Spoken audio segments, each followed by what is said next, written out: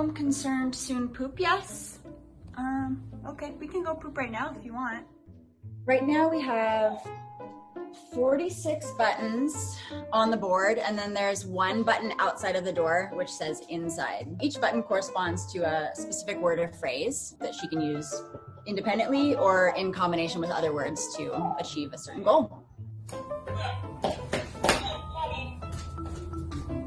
My name is Alexis Devine. So I'm not a scientist, completely underqualified to be teaching my dog how to talk. The response has been overwhelmingly positive.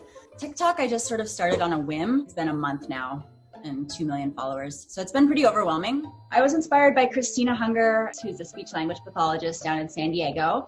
I came across her Instagram and I thought it was just amazing what she was doing and sort of potential for communication with animals. What I've learned is that AAC, augmentative and alternative communication, is a communication device used to help nonverbal people communicate. Stephen Hawking used a device similar to that.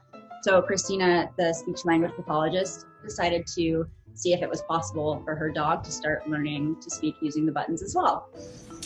Okay, I hear you. Let's go. So I thought I'd give it a shot when I brought Bunny home. And I started with an outside button, and she got the hang of it within just a few weeks. And then when she was using that button consistently, that's when we added it to the board, and we added play, come, and love you at that point in time. Through a series of thousands of tiny reinforcements, she learns the meaning of each button. It didn't take us long before she was consistently smashing the play button and like grabbing a tug toy, bringing it over to us, demanding interaction in that way. Love you was, it's quite a bit more abstract, so it was a little bit more challenging to model. I would give her some affection. I would walk over to the board. I would model the love you button, and then I would give her the type of affection that she's most keen on. The concept of love you to her is, definitely different than it is to us. Oh, I love you too. But it has an affectionate meaning. Same is true for the larger meanings. Love you, no?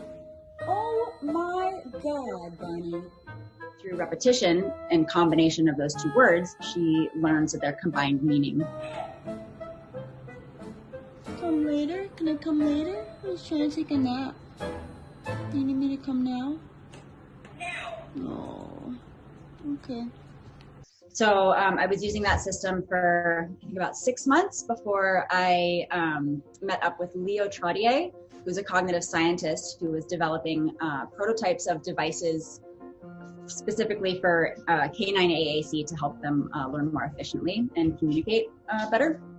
And so those hexes are subdivided into categories of like sentence parts, which is based off of the Fitzgerald key, which was used to help deaf children learn to communicate in the early 1900s. I think right now we're adding some of the who, what, when, where, why buttons just to see what's really going on in her mind, see if she can engage in a little bit more dialogue. So, for example, we play the where dad, where mom game with her a lot, and that's how we sort of got her comfortable with the concept of mom and dad. Dad upstairs, you wanna go see him? Yeah. Good girl. Where's Dad? Where's Dad? There he is. She said, love you, Dad. Love you, buddy. There was one time where she pressed the question mark button and then the ouch button and alerted me to the fact that she had a cut on her nose that had become infected. And we went to the vet, and the vet said it's a good thing you came in when you did. We got her some medicine, and yeah, so that was a big one. And again, with my skepticism, was that coincidence? Both of those were fairly new buttons. Did she know what she was pressing? Was she directing me to the fact that she had an injury, or was she just exploring buttons and coincidentally she also had an injury? So I don't know, but I thought that was pretty powerful, and I thought the potential of that was pretty powerful. What if our dogs could tell us specifically when a certain part of their body was in pain? That would be pretty amazing for a lot of people. Okay, let's try again. What?